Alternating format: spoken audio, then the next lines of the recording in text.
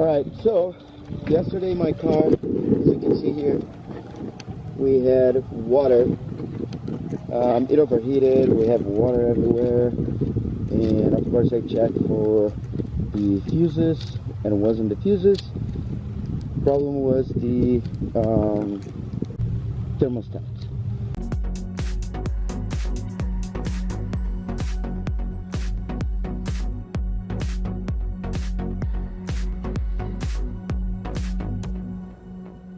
Alright, today we are going to install the thermostat and temperature sensor in our BMW. Trying to beat the light. We are in the drift event here in Walla Walla, and my car broke down, so I need to do it, and quicker because of the daylight. So let's do it. So my problem is car is overheating. You see water everywhere, coolant, and this is the culprit. I believe that it's short.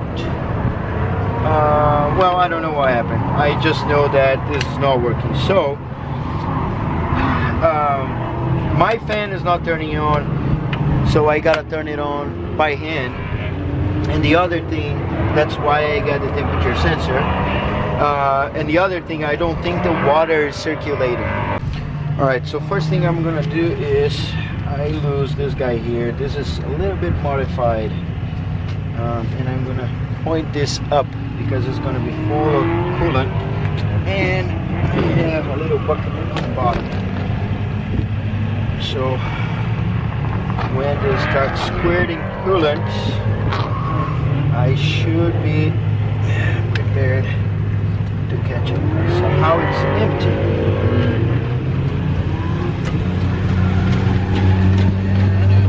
Squeeze it right in here. So the noises is because we are at the drift track. So we have this here, which is the connector. I of course check the fuse before starting any of this. Now we have, if you look at this here, it's like this. So we have 1, 2, 3, 4 bolts here. 1, 2, 3, 4. So what I'm trying to do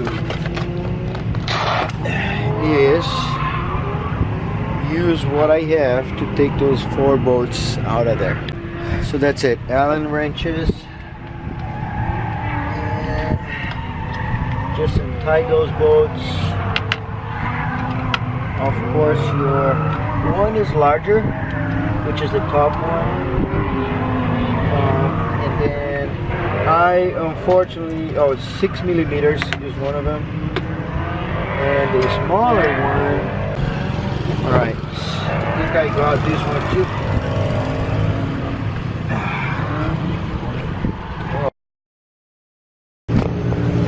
I had a little trouble removing this casing out of here because the bolts that it had on the bottom, they were wrong.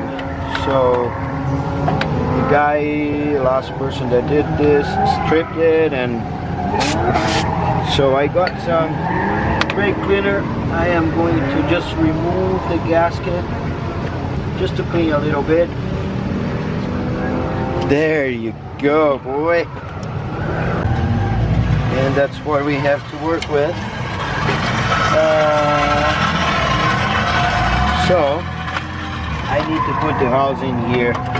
I'm on the track. I can't clean this better than that.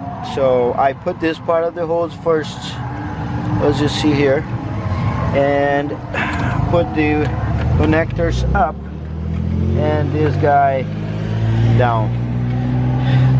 As you see, there's another hose down here.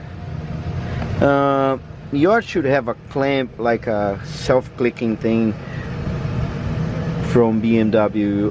Mine doesn't, so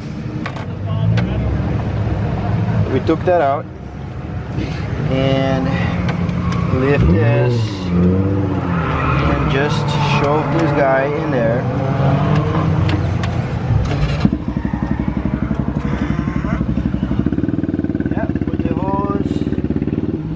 touch it,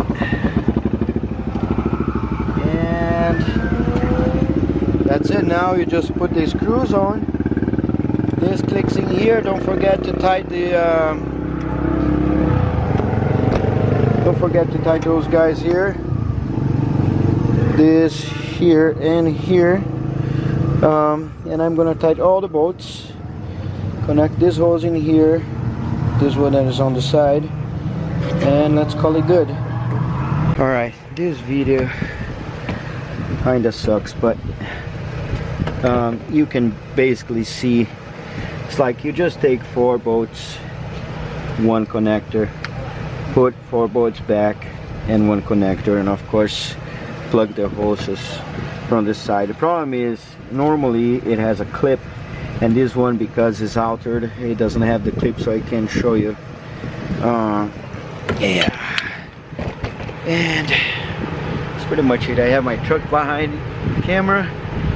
I lost all the drifting for the night. It's 10 o'clock. I didn't have a chance to drift at night. Had all my LEDs that I needed to install and have fun and all that stuff. I guess we'll leave that for next time. One thing I do now is run the car and be sure that this here is open, it have coolant, and it doesn't drip. The good thing is the water I put in here disappear and it's not on the floor. So Bodie was helping me to flush the, not flush, to burp the coolant, and it looks good, man. That thing is turning on again and we are ready to roll tomorrow, I guess. So this is part of the drifting event. I just thought that would be fun to show how easy it is to change it. For me, it wasn't that easy because the boat was stripped, and yeah, and then I lost like a few hours. But all right, don't forget to like, comment, subscribe if you can, and I'll see you in the next video.